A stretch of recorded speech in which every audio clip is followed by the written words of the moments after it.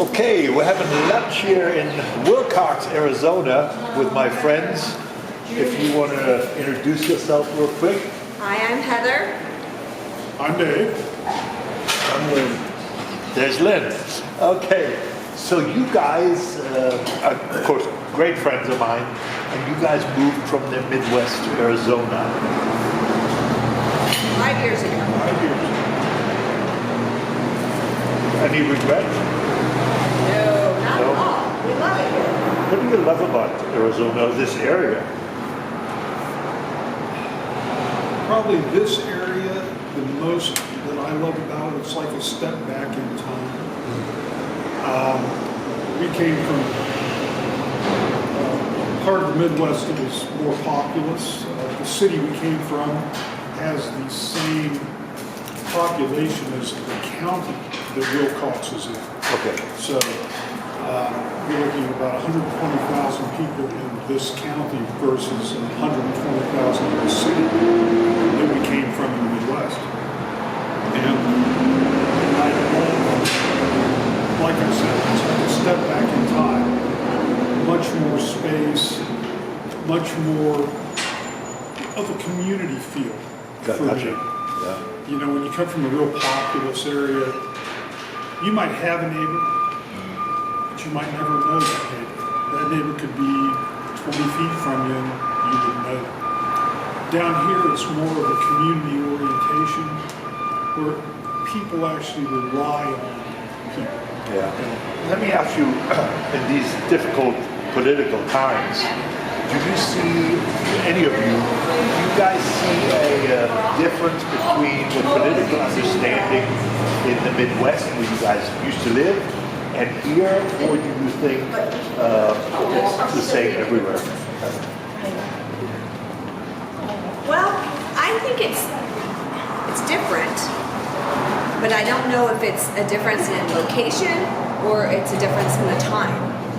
How it's changed everywhere over the last 8, 12 years. But when you talk with your friends in the Midwest, I assume you speak with them, do they have a different understanding of the Southwest and you have a different understanding of the Midwest? You know what I mean? I don't know if it's really a different understanding. What I see is people in general. Everything is fine? Thank you. Thank you. People in general are more to and are looking out for what affects them more so than what affects others. Yeah, but for instance, one of the great difference of understandings is the border wall. I mean, people in the Midwest have an understanding, never lived out here. have never- Very different. You know what? It doesn't affect them. Yes. The border wall has no effect on them. But they have an opinion.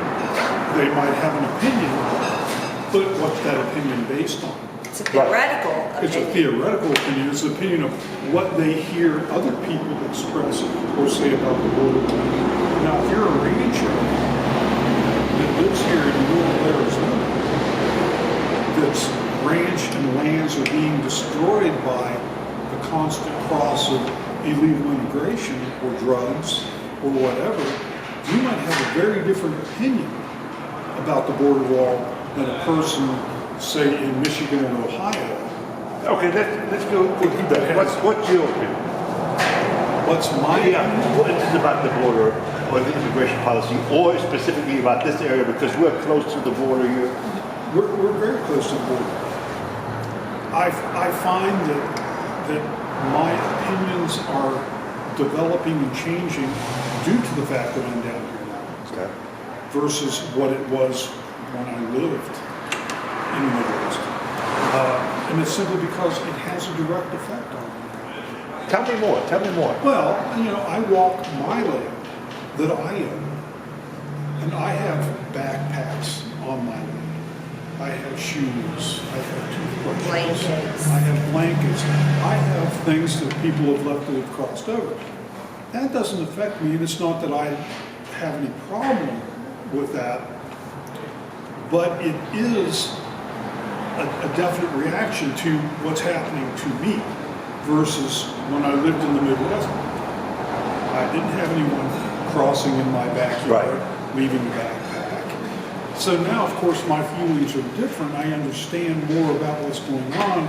And if I had cattle back there, and if my land's being destroyed, or if But say more about that. How does it affect cattle, or how does it affect destroying the land? well, just a few years ago, we actually lost one of our big ranchers who was killed By coyotes or? Yeah. by Yeah. it was a guy who had been crossing over illegally. Yeah. He had been Smuggling drugs. deported back. He smuggled drugs. He had come back over. This rancher was on his four-wheeler just looking out for his cattle and doing his land, and this guy shot him. Okay. That's an effect. Absolutely. Yeah. You know, that could be me. I'm out walking my land and Yeah. boom, you know.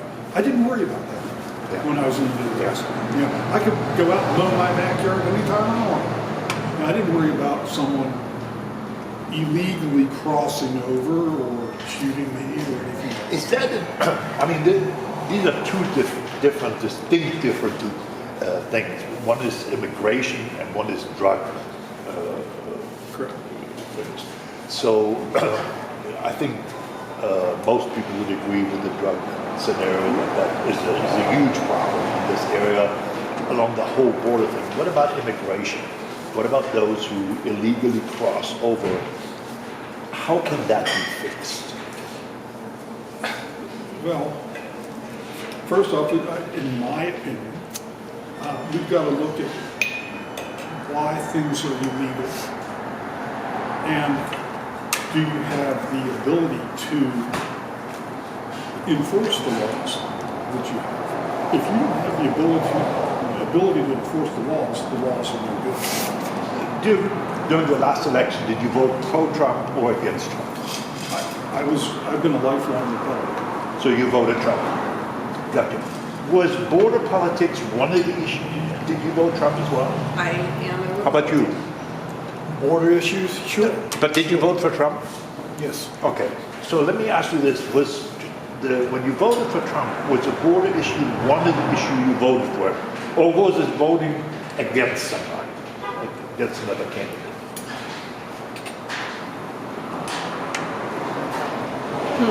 I mean, he made it clear, you know, what he was going to do. He was very clear about that. I supported his strong stance on the border, stopping the illegal crossing, not against immigration, legally. Yeah. But I do feel like you have to slow the flow down because otherwise you have a large group of people who aren't in the system and they aren't contributing and they are not doing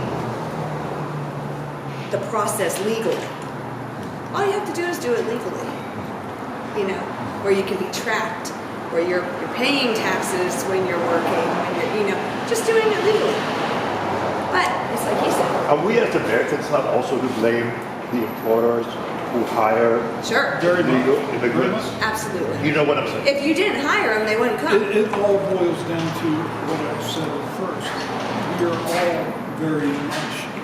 We are all very much concerned with what affects us. Right. It comes back to that. It comes back to that. You know, if I can hire someone to clean my house for $2 an hour and not have to pay taxes on it, Yeah. you know, it affects me. Well, that sounds like a pretty good idea to me. Well, what if I look at the big picture? How does that affect everything else? Do people in this area in the Southwest see Mexicans as a threat? No, I don't think so. No, I do not think so. Not at all. Okay, so because in the Midwest, sometimes people say this, they just want to get their land back or something. I've heard these No. things No. before. So that's not, in No. your opinion, that's not. No. In my opinion, no. The nationality part, being Mexican, most of our area are, I would say, Hispanic in nature. Right. There's a large integration. Right. Yeah. Integration. Right. So no, the Mexican part, no. I think where people are more concerned up here is the legality. Yeah, so it's a good immigration policy. Correct. And that has not been solved by either No. a party, that's a party. And, But, and that's what I was saying. If you can't control your Right. laws, a law has no purpose if it can't be monitored, controlled, and have a purpose. And actually, our county has had a couple of sheriffs who are real proactive on the border control, and they've done a good job. Everything's fine? Yes, Perfect. thank you. They've done a great job, and our numbers are down, Are they? illegal numbers crossing. But they'll go somewhere. they just I mean, go it's just- past to Yeah. those who aren't Let- as let- aggressive. Let me ask you this. So this is one issue like what you said, where people have a firm opinion about something. And they're really not movable on that. Because that rancher or that rancher family, you won't be able to move his opinion about the drug people, and there should be more enforcement and so forth. So when we talk about healing, these last 4 years definitely have been I would say, a difficult time for a number of reasons. I mean, for tweets and all this, and the capital thing right now, what happened here. It's really un-American. I mean, for me at least it is. But what happens with this upcoming, or with these phrases now, where people say, let the healing begin, if the immovable issues like abortion, like the border issue, raising the debt, I mean, multiple things where there's a huge divide between Republicans and Democrats. Would you It's agree? huge. Everything is huge. How will between there those. be a healing? Give me some solution or some help. I don't think it's sincere. Right. Let the healing begin. First, Let the healing begins means now we have my way, so now you need to start accepting it. It was totally different when they were on the opposite side. It's not a genuine. I don't think No. it's genuine. I think for a healing to begin, first off, there has to be an education to begin. You have to educate all sides. And you're right, there are going to be people that are going to be immovable on both sides. But for anything to happen in a positive stance, it's going to take a give and take from everyone. It's going to take, But there's no give and take on the issue of abortion. well, there can be education on the issue of abortion. Okay. Okay? There can be education. Yes, you're right. There are people who are going to be steadfast. You are always going to have people who are going to be steadfast. You're not going to have 76 million people be steadfast. Gotcha. But I think you can be steadfast and be respectful. Yes, and you can This is what we've always lost in agree our to society. disagree. And that's what I said. You can always agree to disagree, but be educated. And social media allows people to attack Right. without education.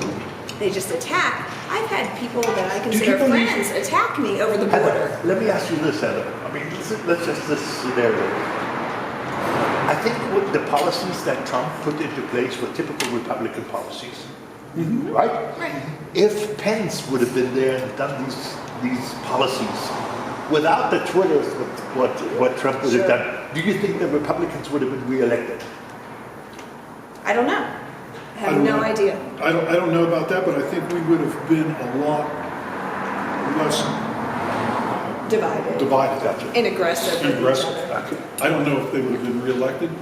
There again, because the I'm Democrats, just trying to figure out here Yeah. if it's a policy issue or if it's a personality issue. Do you know what I'm saying? I think it is, yes, personality, huge. Because what have we done in government forever? You bounce back and forth like a tennis game, Republican, Democrat, but we always respected each other's differences. Now there's no respect, and people just attack, and they think it's acceptable to attack each other because you have different opinions. And I do think Trump encouraged that. Okay, so sum it all up here. You know, we don't really go on. We could go on forever.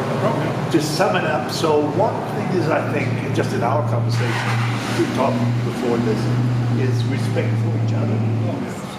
Show some empathy toward another opinion, and Before you form a strong opinion, Educate. I was just going to say that. And the third thing, be educated, not through Facebook, but through other sources, and find out the logic of the process. do your own investigation, but be educated. You know, And you can't rely on the news to educate you anymore. No. Because they're opinionated now Yeah. too. And we still will be opinionated. That's okay. Yeah. It's just that we find the basis. Yeah. Hey guys, I love you and thank you very, very much.